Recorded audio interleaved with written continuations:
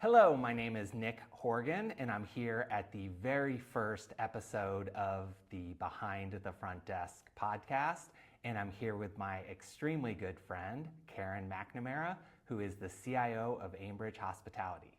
Karen, first off, thank you so much for joining me here today. So great to be here with you, Nick. Thank you. And the truth is, this podcast may not exist without Karen, because I had been thinking about doing this for quite some time, and I was talking to my wife, and she's like, well, do you really think you could get people to join you for this? And I said, you know what? I'm going to start with one of the most powerful CIOs in the entire industry, who happens to also be my friend, Karen McNamara. And I did send a text over. Are you willing to join me on this podcast? Karen, what did you say when I asked? I think my immediate response was, yes, when. One of the things I value about our friendship is the fact that we just have this connection through these conversations that we have, and that's what I'm hoping that we have today. And I really appreciate that, and I appreciate you. And I also I put myself out there, and I went ahead and announced the podcast as soon as I got the yes from you. And then I went to some of my friends in the industry, such as the gentleman from The Modern Hotelier, my good friend Kelly Cardenas, who has done over 600 episodes. And I said, you know what? How do I actually pull this off and really put it out there? And I'm just so appreciative of you and what you've done for the industry. And I thought about when we had a LinkedIn post that went a little bit viral, and I thought, you know what? Maybe we should wear our pink jackets for this. And I see we both seem to have chosen the monotone gray. Somehow we've got that connection.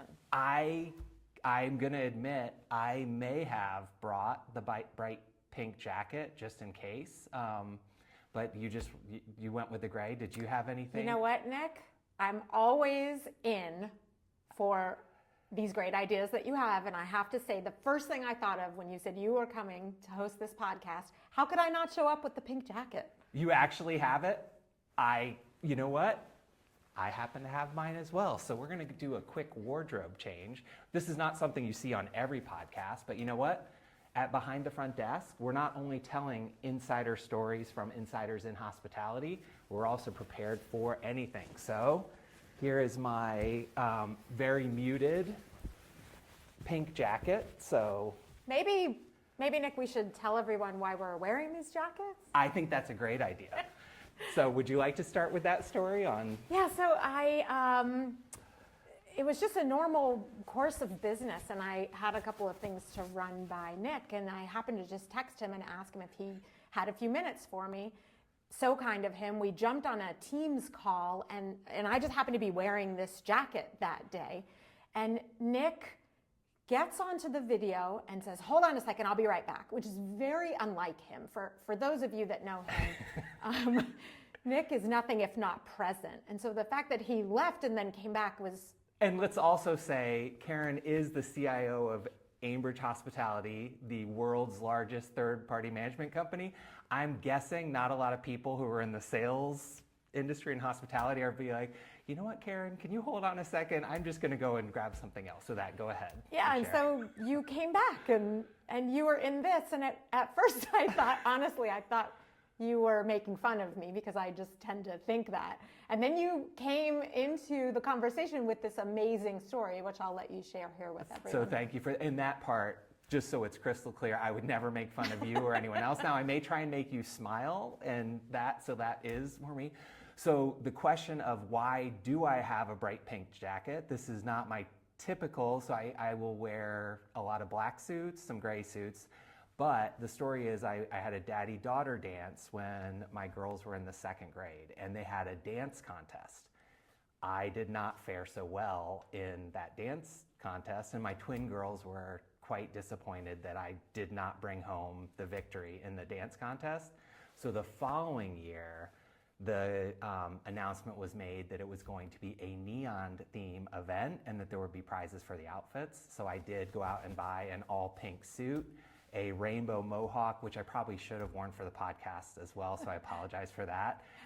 and then full neon sunglasses and everything else. And I'm happy to say we did take home the victory in that. My twin girls were extremely happy, but more importantly, it allowed me to be present with Karen.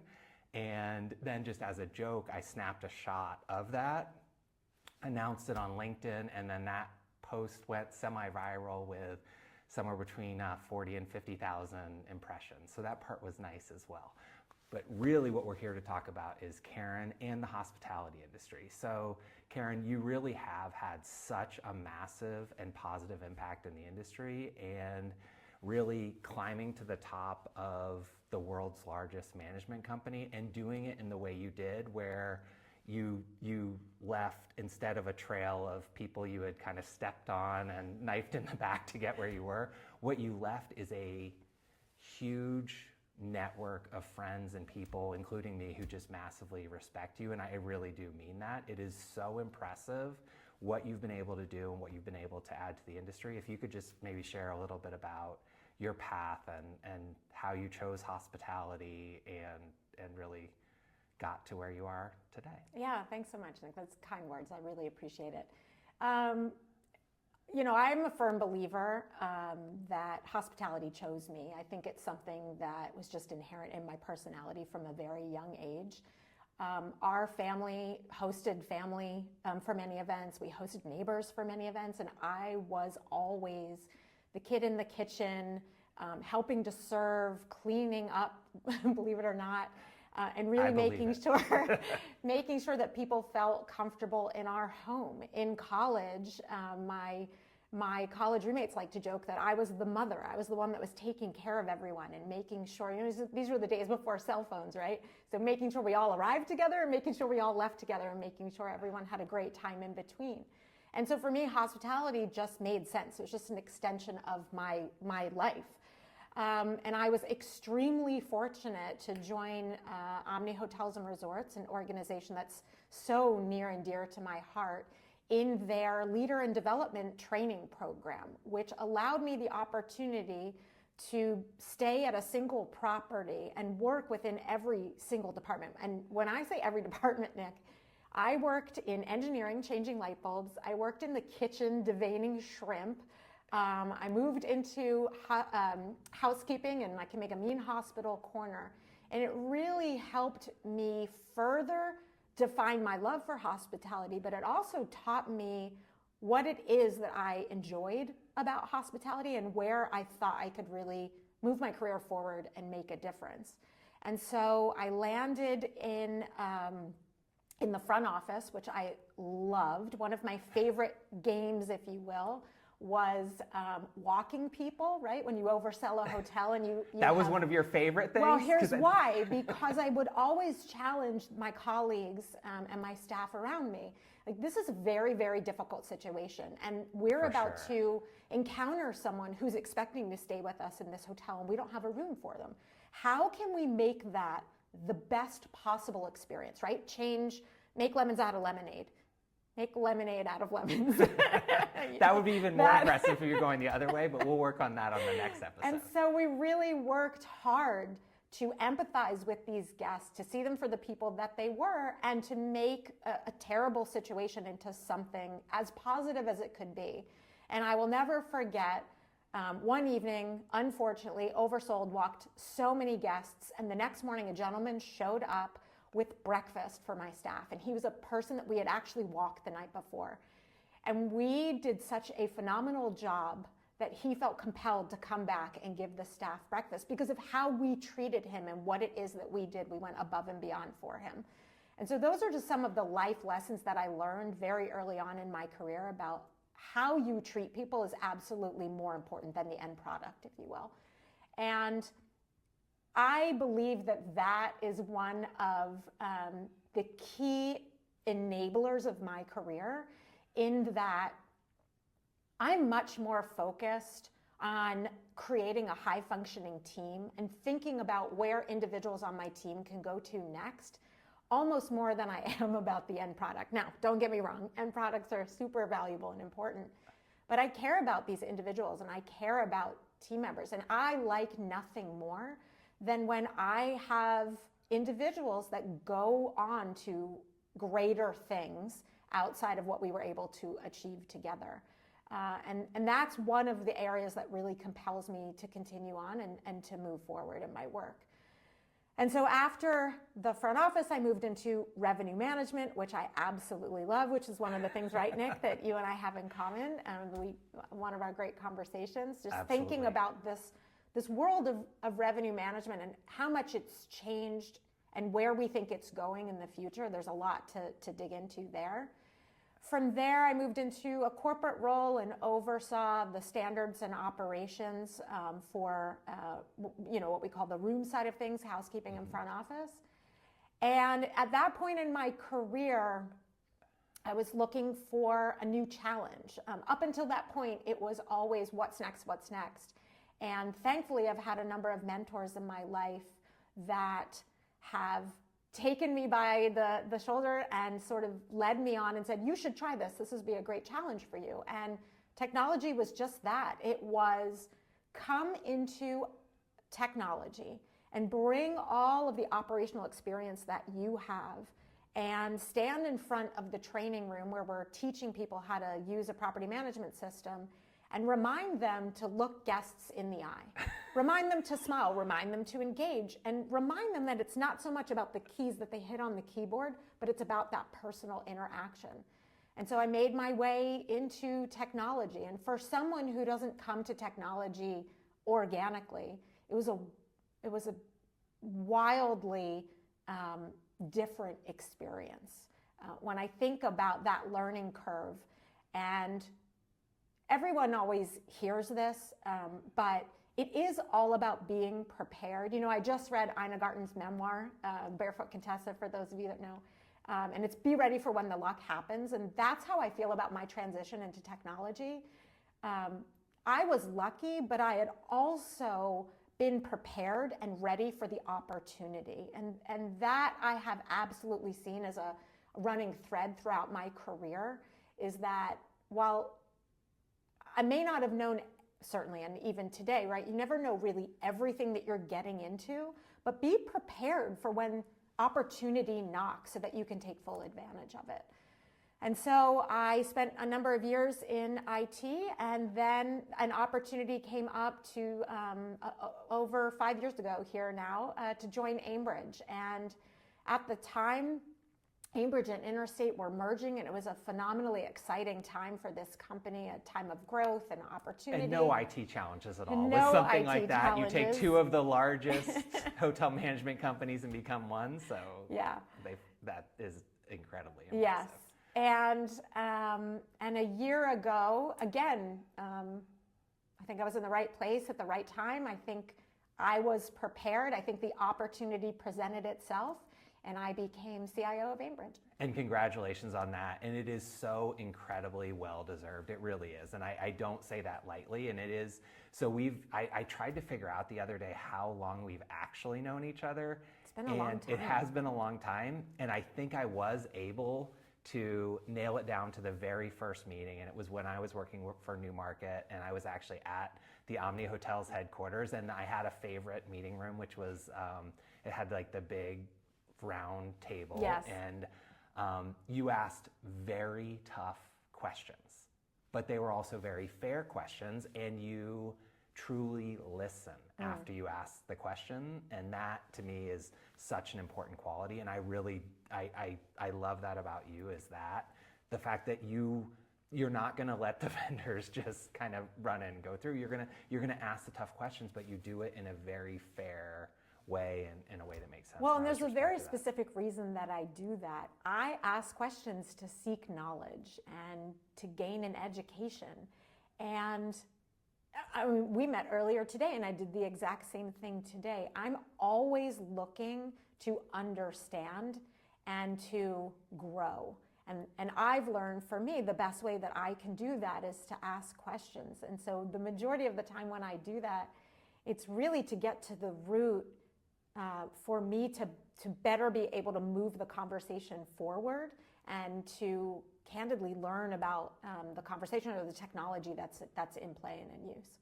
I love everything about that. And then I'd like to bring up one other part, and that is the single best hospitality conference speech that I have ever seen was by Karen McNamara. And first off, to set the stage, the Aimbridge conference a couple of years ago was, I'm going to use the word spectacle because I think that probably is the only word to describe it.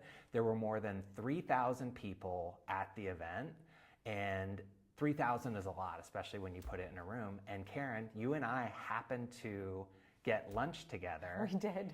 I did not know you were going to be on the main stage. I think I probably knew you were speaking. I did not know it was like literally within minutes before, and we had a nice lunch, but I did think to myself, Karen was quieter than usual as far as that. And again, it was a very nice lunch, but coming through, and I walked from that lunch to a very, very large meeting room where there were more than 3,000 people, and I look up on the stage and I see my good friend on there, and you gave the most unbelievable talk. And I also think that the topic it was on, so AWE, Aimbridge Women Excelling, and I truly was blown away. And I would love if you would just share a little bit about the AWE program, and then maybe a little bit of a backstory, because this is Behind the Front Desk. So what was going through your mind when you're walking out to see literally 3,000 people and that? So if you could just share a little. AWE, Aimbridge Women Excelling, it's a passion project of mine. It's Aimbridge's employee resource group dedicated to advancing female discussion within Aimbridge. And for a lot of us, that can mean many different things. And so we spent a lot of time thinking about what does a community dedicated to women look like at Aimbridge? And we landed on two pillars, the first being mentorship and the second being development. How can we mentor our community, and how can we develop our community? And then therefore, how can we create and foster this community that's focused on advancing women? It's something that's incredibly near and dear to my heart. And if I think about so many of the women that I have worked with over the years, so many of which I keep in touch with, again, a running thread is sometimes we feel that we can't ask questions. And so for me, as I just mentioned, that's how I learn, that's how I grow. It's a part of my personality. And being able to bring that into AWE to create this safer space and provide women with additional tools to be able to ask questions in any kind of scenario has been incredibly fulfilling and rewarding. And so that speech came about, by no means did I write that on my own, Nick. That was a tremendously collaborative effort of quite a number of women. And through a number of discussions, it was, what's the message that we're hoping to convey to men and women? What's the call to action? When people are leaving this summit, what do we want them to feel? What do we want them hopefully to take back to their teams, to their hotels? And really it was centered on balance, work and personal. It was centered on community, showing up for each other. And it was centered on remembering that we all matter, we all have a voice, and we all come to the table differently. When I think about that round table, Nick, that you were just talking about, so many of us show up to discussions, whether at work or at home, and we feel that maybe our voice doesn't matter. And so we spent a lot of time thinking about how can we develop programs to enhance those voices and to give women different opportunities to use their voices. I will tell you that I spent a very short amount of time thinking about the number of people that I was going to be talking to. I don't blame you. I did my best to find someone like Nick out in the audience and focus on them. I was really just tremendously honored That's the word that I keep coming back to. I was honored to help develop AWE with so many phenomenally bright, amazing women.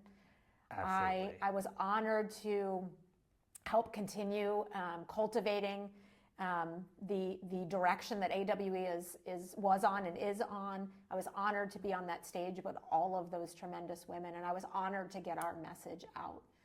So thank you. It was great to have you in the audience. Absolutely. And that the buzz really was so unbelievable. And I'm hoping that we'll be able to have a link to that, because I would love more people to be able to see it. And I think what's also important about that is it wasn't just you on the stage.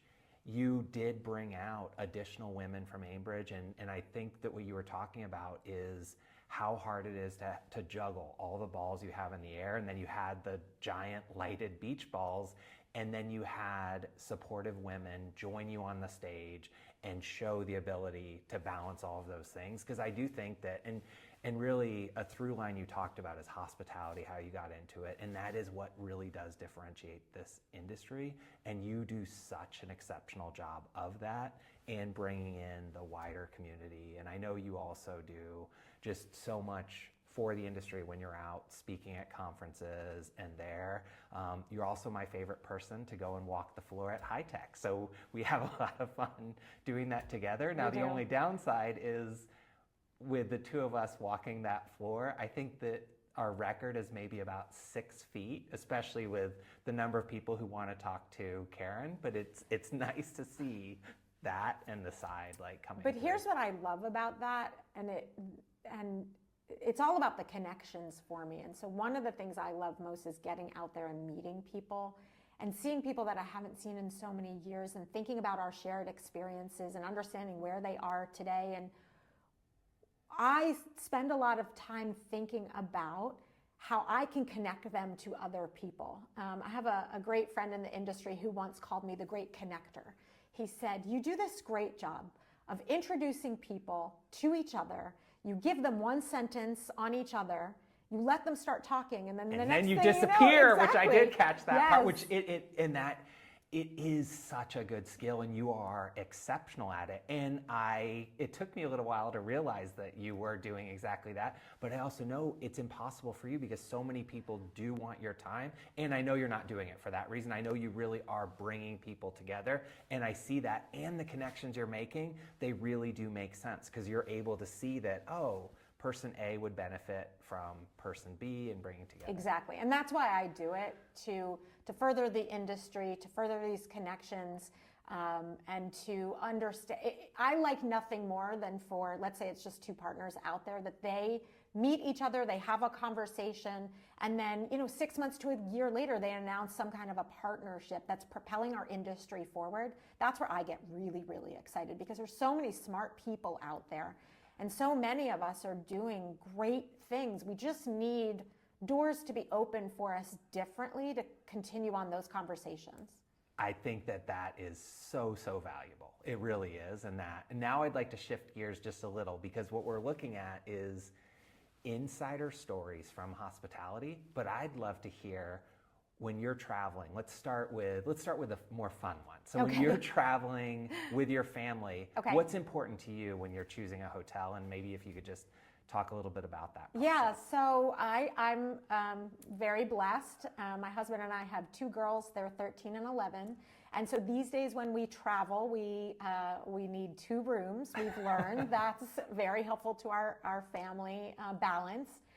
And so connecting rooms these days is very important to us. Sure. And so recognizing and understanding that connected rooms are available, and I purchase those specific rooms, and then ensuring that I have them. Definitely more important to us these days than even bed type. Yeah. We also, when we're traveling for vacations, for us, it's all about the activities in the area. We tend to spend less time in the actual hotel room than we do either on site at the hotel or the resort or in the surrounding areas. So it's really about what's new and different in that area that maybe we don't have at home here in Dallas, or what are the new experiences and cultures that we can open our kids up to. Those are some of the things that we look at from from a personal side of things. I would also say food and beverage is really important to us, whether or not that's the ambiance or the type of cuisine that we're enjoying. We often pick our location based upon that. From a professional side of things, I would tell you a couple of key things that are important to me. Generally speaking, when I'm traveling for business, I'm in and out of a number of meetings. And so being close to the elevators and being on a mid-floor is also very important, so I'm not spending a lot of time traveling back and forth.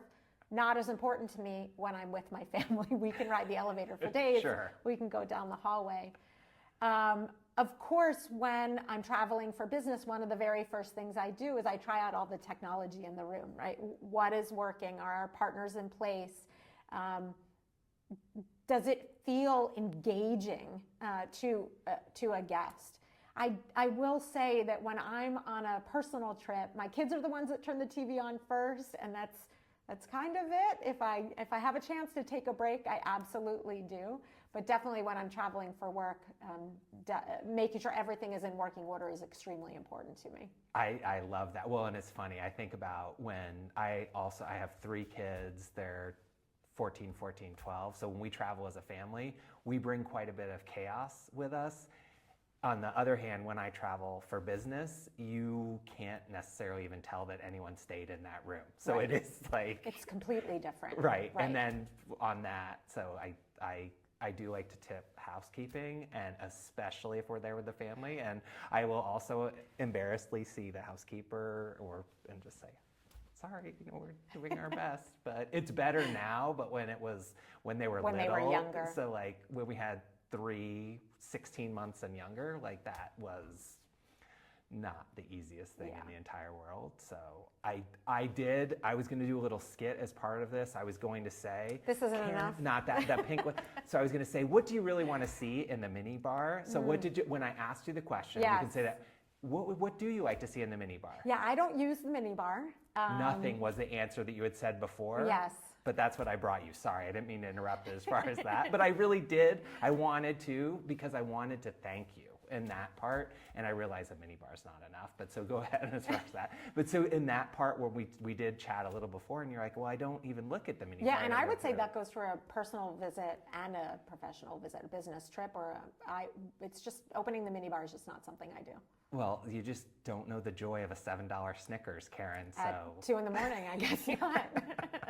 So as far as looking at that, and this is, I guess, what I would like to give you the opportunity to leave our listeners with is just a quick summary on what makes hospitality great. Wow. Okay, what makes hospitality great? This is the tried and true answer, but it is the people. Hospitality is the only career that I have ever known, and I know countless individuals that have come into our industry from other industries and have just expressed how welcoming people are, how knowledgeable people are, how passionate we are, how much we care about our industry, how much we care about our guests. And most people that join hospitality have a hard time leaving because of that. And I think that that's the tried and true testament of the hospitality industry.